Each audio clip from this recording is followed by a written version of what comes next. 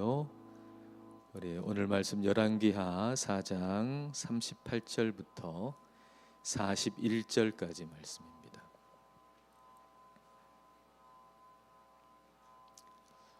열왕기하 4장 38절부터 41절까지 우리 다 함께 한 목소리로 봉독하겠습니다.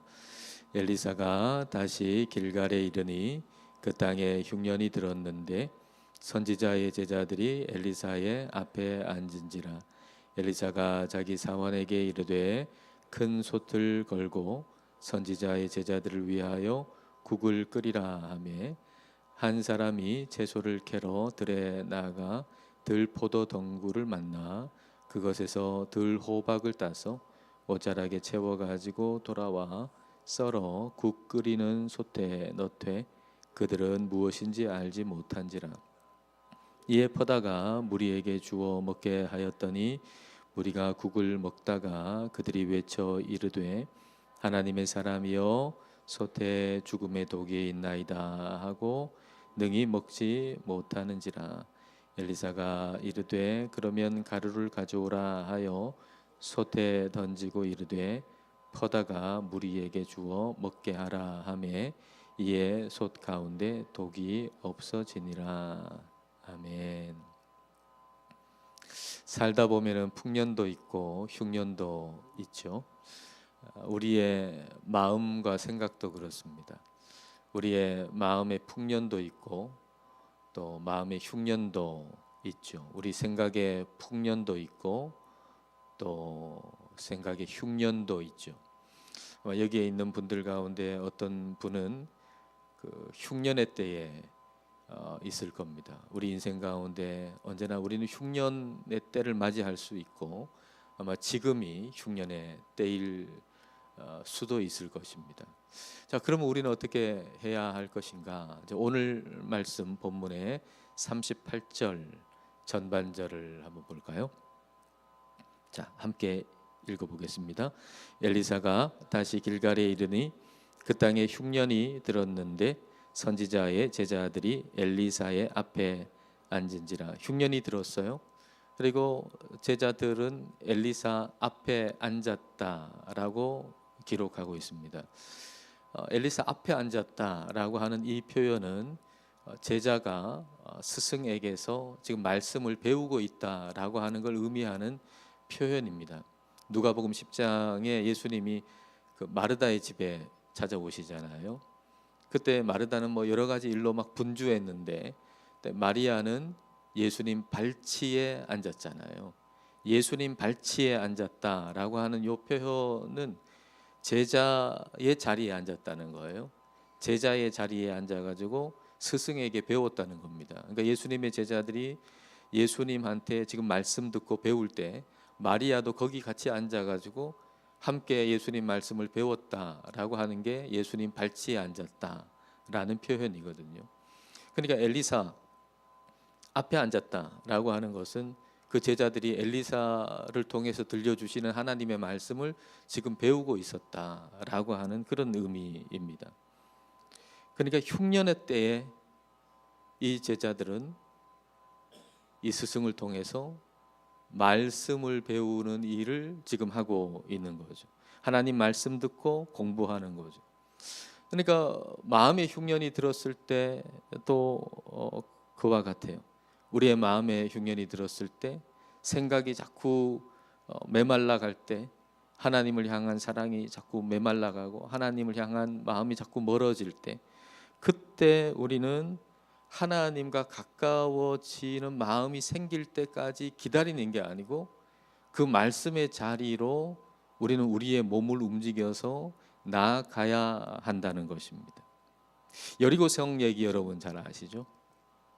여리고성 어떻게 정복했나요? 하나님 이스라엘 백성들한테 여리고성을 매일 한 바퀴씩 아무 말도 하지 말고 돌라 그랬잖아요.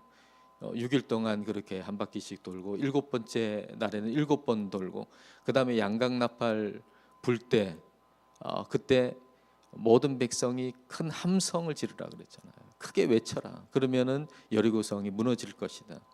근데 그때의 함성, 그때의 외침이라고 하는 게 그냥 소리만 지르는 게 아니고 믿음의 외침이고 그리고 믿음의 함성인 거죠.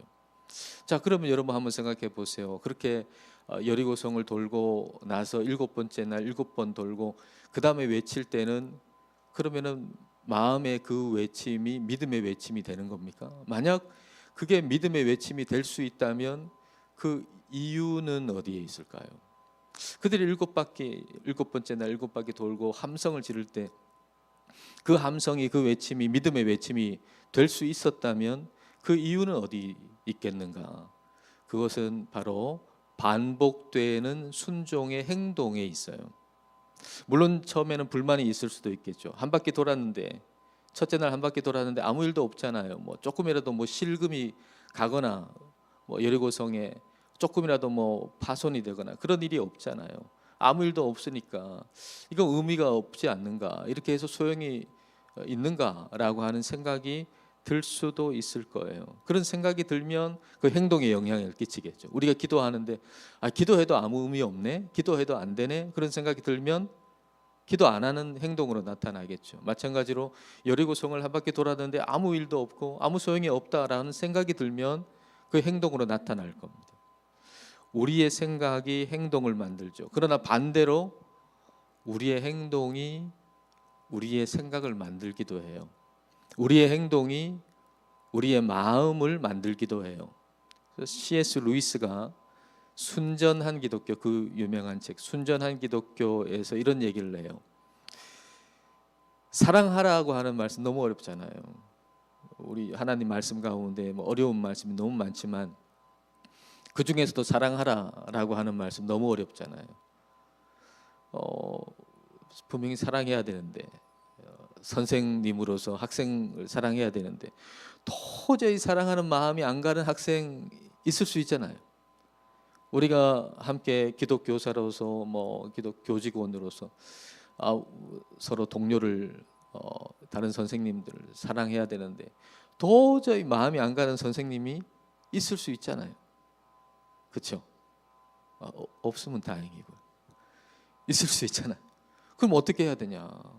하나님 분명히 사랑하라고 그러셨는데 난 도저히 그 사람을 향해서는 사랑하는 마음이 안 든단 말이에요. 그럴 때 어떻게 해야 되는가? 그러니까 C.S. 루이스가 이렇게 얘기해요. 사랑한다 치고 한번 행동해 봐라. 그 사람에 대한 마음은 없어요. 사랑의 마음은 내 마음속에 조금도 생기질 않아요. 근데 그럴 때 어떻게 해야 되는가? 그 사람을 사랑한다 치고, 사랑하는 마음은 지금 없지만 그러나 사랑한다 치고 한번 행동해 봐라. 그러면 사랑하는 마음이 생길 거다. 사랑한다 치고 내가 행동을 했어요. 사랑하는 행동을 했는데 그 행동이 내 마음에 영향을 끼쳐서 사랑하는 마음이 생기도록 만든다라고 하는 얘기죠. 우리가 하나님을 사랑하는 마음이 생겨가지고 하나님을 예배하는 자리에 오기도 하지만 하나님을 예배하는 자리에 와서 하나님을 사랑하는 마음이 생기기도 하는 거예요. 그래서 마음이 흉년일 때는 몸을 움직여야 돼요. 생각이 메말라 있을 때는 몸을 움직여야 돼요. 몸을 움직여서 하나님 말씀 앞에 와야 되고, 몸을 움직여서 기도의 자리에 와야 되고, 몸을 움직여 가지고 예배 자리에 와야 하는 거죠. 여리고성 한 바퀴 이렇게 돌 때 아무 일도 일어나지 않았어요. 그럼 생각에 마음속에 아무 소용없네 이거 해도, 그런 생각이 들 수 있잖아요. 근데 그 생각을 행동으로 옮기지 않는 게 중요해요. 마음이 메말랐을 때는 마음이 메마른 생각을 행동으로 옮기지 않는 게 중요해요. 행동으로 옮기는 첫 번째가 말이거든요. 말도 우리의 몸을 움직여 가지고 말을 하는 거잖아요. 그러니까 내 지금 생각이 이거 안 되네, 불신앙, 의심, 메마른 생각, 이 생각에서 행동으로 말로 나오지 않도록 해야 되는 거예요. 그러니까 아무 말 하지 마라. 그 다음에 어떻게 해요? 행동해라 계속. 하나님께서 말씀하신 대로 순종의 행동을 하죠. 첫 번째 날도 돌고, 두 번째 날도 똑같이 말씀대로 돌고, 세 번째 날도 똑같이 돌고, 그렇게 여섯 번째 날까지, 일곱 번째 날까지 그렇게 몸을 움직일 때, 몸이 순종해서 하나님 말씀대로 움직일 때 생각과 마음이 그 몸을 따라간다는 거예요. 그래서 그때 7번째 날의 함성은 믿음의 함성이 되는 거예요. 첫째 날에 마음으로 외쳤으면 그거는 의심이 한 10% 정도 들어가 있는 함성이 될 수 있지만, 생각대로 움직이지 않고 하나님 말씀대로 계속 움직일 때 그 몸을 따라 마음이 같이 가서 그때의 이제 외침은 믿음의 외침이 되고 믿음의 함성이 되는 거예요.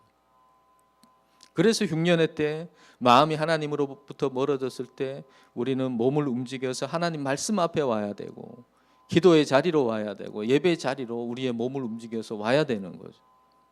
흉년의 때에 선지자의 제자들이 한 일이 뭔가, 그 스승 앞에 앉아가지고 그분의 말씀, 하나님의 말씀을 듣는 것, 그게 제자들이 한 일이에요. 마음이 흉년일 때 마음 가는 대로 움직이는 것이 아니고 하나님의 기뻐하시는 대로 몸이 움직여서 마음도 따라오게 해야 돼요. 그러니까 제자들이 이제 말씀을 이렇게 듣다 보니까 이제 수업을 듣는 거죠. 수업하다 보니까 이제 식사 시간이 된 거예요. 그래서 엘리사가 큰 솥에다가 국을 끓여라, 그렇게 얘기를 합니다. 자, 39절과 40절. 자, 39절과 40절. 자, 읽을까요? 시작. 한 사람이 채소를 캐러 들에 나가 들 포도덩굴을 만나 그것에서 들 호박을 따서 옷자락에 채워가지고 돌아와 썰어 국 끓이는 솥에 넣되 그들은 무엇인지 알지 못한지라. 이에 퍼다가 무리에게 주어 먹게 하였더니 무리가 국을 먹다가 그들이 외쳐 이르되 하나님의 사람이여 솥에 죽음의 독이 있나이다 하고 능히 먹지 못하는지라. 채소캐로 이제 갔던 사람이 이렇게 들 호박을 보고 그걸 이제 가지고 왔어요. 그리고 국 끓이는데 그걸 넣어가지고 끓였는데 먹다 보니까 그 독이 있다는 걸 알게 됐어요. 들 호박은 괜찮아 보였기 때문에 가져왔겠죠. 저 괜찮겠네. 아, 저거 먹으면 되겠네. 흉년인데 저런 게 있네 하고 가져와가지고 괜찮아 보여서, 그리고 많은 사람에게 도움이 될 것 같아서, 나한테도 도움이 될 것 같아서 가지고 왔는데 그게 독이 든 열매였다는 거죠. 자, 여기서 우리는 마음이 흉년일 때 조심해야 할 게 있어요. 조심해야 할 걸 알 수 있어요. 그건 뭐냐면 신뢰하지 않아야 할 걸 신뢰한다는 거예요. 의지하지 않아야 할 걸 의지하게 된다는 거예요. 여러분, 우리가 마음이 흉년일 때, 생각이 흉년일 때, 생각이 메마를 때, 그때 어떤 잘못을 저지르냐 하면 신뢰하지 않아야 할 걸 자꾸 신뢰하고 의지하지 않아야 될 걸 자꾸 의지하게 되는 거죠. 여러분, 풍년일 때는 그 들 호박이 눈에 들어왔겠어요? 다른 거 많은데, 먹을 거 많은데 뭐 그 들 호박을 누가 쳐다나 보겠어요? 근데 흉년의 때가 되니까 그 들 호박이 괜찮아 보이는 거예요. 그걸 의지하게 되는 거죠. 그걸 신뢰하게 되는 거죠. 그게 도움이 될 거라고 생각하는 거죠. 그러니까 우리가 마음이 흉년일 때 우리는 더욱더 분별력을 가지기를 힘써야 돼요. 왜냐하면 마음이 곤고하고 마음이 외롭고 그리고 마음이 흉년일 때는 뭐라도 잡고 싶은데 주위에 이렇게 다가오는 거, 저 사람이 저게 나한테 도움이 되겠구나, 나를 도와줄 수 있겠구나 하고 덥석 잡아버린단 말이에요. 그러니까 마음이 흉년일 때는 영적인 분별력을 더욱더 우리가 붙잡아야 돼요. 근데 영적인 분별력이라고 하는 게 어디서 생기나요? 이게 하나님을 아는 지식에서 생기잖아요. 하나님을 아는 지식. 그래서 우리가 늘 공부해야 됩니다. 늘 공부해야 돼요. 하나님이 누구신지를 늘 공부해야 되고, 하나님이 어떤 분이신가를 늘 살펴야 되고, 내 삶에서 하나님 기록된 말씀에서 하나님이 누구신가를 늘 공부해야 하는 거죠. 이 들 호박이 뭐였는지를 미리 알았으면 참 좋았겠죠. 좀 공부를 해가지고 이런 식물이 뭔지 하고 미리 공부를 해가지고 이게 뭔지 알았으면 참 좋았을 텐데, 미리 알았으면 그거 솥에다가 안 넣었을 거 아니에요. 근데 그렇지를 못했던 거죠. 이미 들 호박이 들어갔어요. 근데 그 국 안에는 들 호박만 들어간 게 아니겠죠. 다른 식자재들도 다 들어갔겠죠. 들 호박도 들어갔겠죠. 그러니까 그걸 다 버려야 될 처지가 됐잖아요. 안 그래도 흉년인데 그 안에 들 호박만 들어갔으면 아무 문제 없겠지만 다른 것도 다 들어가 있는 데다가 들 호박이 같이 들어갔으니까 다른 것도 좋은 것도 다 버려야 되잖아요. 이때 엘리사가 어떻게 해요? 41절 말씀. 자, 41절 같이 읽을까요? 엘리사가 이르되 그러면 가루를 가져오라 하여 솥에 던지고 이르되 퍼다가 무리에게 주어 먹게 하라 하매 이에 솥 가운데 독이 없어지니라. 가루를 가져오게 하잖아요. 그리고 솥에다가 넣게 하잖아요. 그러니까 솥에다가 넣었더니만 그 독이 없어져 가지고 그 국이 먹을 수 없는 국에서 먹을 수 있는 국으로 변화가 됐다, 바뀌었다라고 하는 거죠. 이 가루가 뭘까요? 이 가루가 뭔지는 모르겠지만은 여하튼 그 가루를 넣었더니만 먹을 수 없는 국이 먹을 수 있는 국이 됐다는 거잖아요. 생각해 보면은 하나님 말씀이 이와 같은 역할을 하는 거죠. 하나님 말씀이 마치 이 가루 같은 역할을 하는 거예요. 가정이나 교회에도 보면 오늘 본문에 들호박 같은 사람이 있어요. 학교에도 있을 수 있겠죠. 가정과 교회와 학교라고 하는 큰 솥, 가정도 하나의 큰 솥이고 교회는 더 큰 솥이고 학교도 큰 솥인데 이 솥 안에 들어와 가지고 독소 역할을 하는 들호박 같은 존재가 있을 수 있어요. 서로 조화가 돼 가지고 맛있는 국이 돼야 되는데 가정이라고 하는 게 그렇잖아요. 서로 조화가 돼 가지고 맛있는 국이 돼야 되잖아요. 교회도 그렇고 학교도 그렇잖아요. 우리가 서로 다 조화가 돼 가지고 맛있는 국이 돼야 되는데 들호박이 싹 들어와 가지고는 이게 먹을 수 없는 국이 되어버린, 전체를 버려놓는 거죠. 그래서 그 들호박을 그 공동체에서 싹 빼버리면 좋겠다 하는 생각이 들잖아요. 그 들호박만 싹 빼면 참 좋겠는데.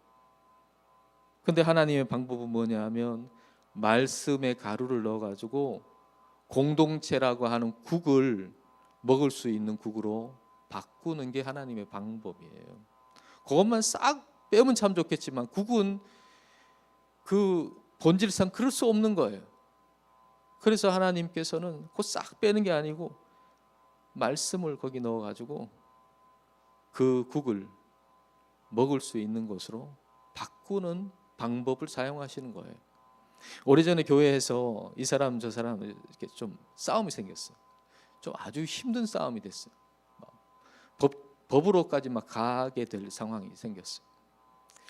누가 들호박인지는 몰라도 여하튼 들호박이 국 안에 들어와 가지고 국 전체를 버려 놓을 수 있는 상황이 됐어요. 어떻게 하면 좋을까? 이거 어떻게 하면 좋은가? 그렇게 생각하다가 그분한테 제안을 했어요. 시간을 좀 내줄 수 있는가? 새벽 예배 끝난 다음에 시간을 3일 동안 좀 내줄 수 있는가? 양쪽에 할 수 있다. 그래서 새벽 예배를 마치고 한 6시쯤이었던 것 같아요. 6시부터 한 1시간 정도 3일 동안 시간을 내기로 양측이 다 합의를 했어요. 그리고 함께 모였어요. 아침에 한 10분이 넘는 분들이 이렇게 모였어요. 모여가지고 제가 뭘 하면 좋을까 이렇게 생각하다가 말씀 읽는 게 좋겠다 그런 생각이 들었어요. 그럼 무슨 말씀을 읽을까? 잠언 말씀이 좋겠다 이런 생각이 들었어요. 그래서 잠언의 말씀을 주어진 1시간 동안에 계속 돌아가면서 읽었어요. 계속 거기에 이쪽 저쪽 편 다 왔어요. 다 같이 계속 읽었어요. 시간 이제 다 되면 기도하고 마쳤어요. 그 다음 날에도 잠언의 말씀을 또 계속 돌아가면서 읽었어요. 그리고 시간 다 되면 기도하고 마쳤어요. 세 번째 날이 됐어요. 약속한 마지막 날 세 번째 날이 됐어요. 세 번째 날 다 또 읽었어요. 근데 그날 놀라운 일이 일어났어요. 무슨 일이 일어났을까요? 그날 화해하고 다 같이 아침 식사, 아침 먹으러 다 같이 가가지고 같이 아침 먹고 화해하고 거기서 다 풀어져 버렸어요. 그 말씀의 가루, 하나님의 말씀의 가루, 잠언의 말씀의 가루, 그게 사람들 심령에 싹 뿌려지니까 이게 들호박이었는데, 누가 들호박이었는지 모르겠지만 들호박이 그 안에 있었는데 그 독소가 있던 들호박이 싹 바뀌어가지고 이제 먹을 수 있는 국이 돼버린 거예요. 교회가 들호박이 들어간 국이었는데 말씀의 가루가 들어가니까 이게 먹을 수 있는 국이 된 거예요. 들호박도요, 말씀의 가루가 들어가면 그 독이 빠지는 거예요. 변화가 일어나는 거예요. 그리고 중요한 건 뭐냐 하면은 내가 들호박일 수 있다는 걸 생각할 수 있는 것, 이게 가장 중요한 거예요. 우리 공동체에서 누가 들호박이지? 저 사람이 들호박인가? 저놈인가? 이게 아니라 내가 들호박일 수 있다는 생각을 가질 수 있는 게 가장 중요한 거예요. 공동체에서. 가정이든 교회이든 학교이든 함께 한 공동체로 우리가 살아갈 때 우리 자신이 들호박일 수 있다는 생각을 하고 있다면 그 공동체는 행복한 공동체가 될 거예요. 어쩌면 지금 우리 가정이 힘든 것은 내가 들호박이기 때문 아닐까, 그렇게 생각해 봐야 한다는 거죠. 지금 우리 교회가 너무 힘들고 너무 어려운데 그것은 내가 들호박이기 때문인 것은 아닌가.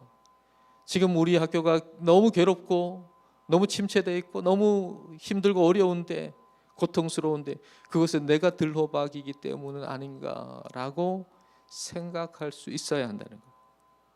그렇다면 우리가 가정이나 교회나 학교에 오기 전에 말씀 한 스푼 먹고 오는 게 그게 현명하다 그 말입니다. 내가 들호박일 수 있다는 생각을 한다면 그걸 해결해 줄 수 있는 거는 하나님의 말씀이잖아요.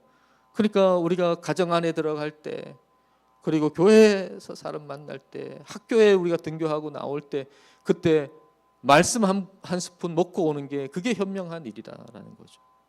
바울이 교회에 해를 끼치는 정말 독이 되는 사람이었잖아요.